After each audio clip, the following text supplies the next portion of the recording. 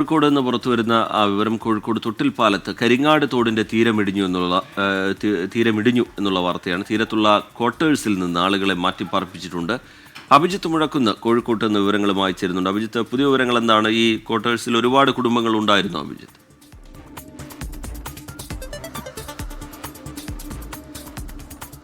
PK, ഇന്ന് പുലർച്ചയോടുകൂടിയാണ് ഈ കരിങ്ങാട് തോടിന്റെ തീരം ഇടിഞ്ഞത്. കുറ്റ്യാടിപ്പുഴയുടെ കൈവഴിയായി ഒഴുകുന്ന തോടാണ് ഈ കരിങ്ങാട് തോട്.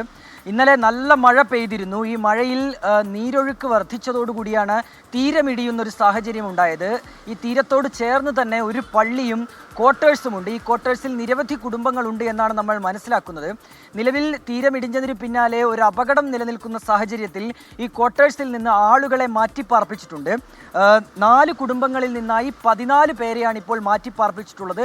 തൊട്ടടുത്ത് തന്നെയുള്ള ഒരു ക്വാർട്ടേഴ്സിലാണ് ഇവരെ മാറ്റിയിട്ടുള്ളത്. ഏതായാലും ഈ പ്രദേശങ്ങളിലാകെ തന്നെ ജാഗ്രതാ നിർദ്ദേശം പുറപ്പെടുവിച്ചിട്ടുണ്ട്. ഈ രീതിയിലുള്ള മണ്ണിടിച്ചിലും അതുപോലെയുള്ള അപകടങ്ങളും മുന്നിൽ കണ്ടുകൊണ്ടുള്ള ഒരു ജാഗ്രതാ നിർദ്ദേശം ഏതായാലും അധികൃതരുടെ ഭാഗത്തുനിന്ന് ഉണ്ടായിട്ടുണ്ട്. ശരി, അഭിജിത്ത് മുഴക്കുന്നാണ് വിവരങ്ങൾ നൽകിയത്.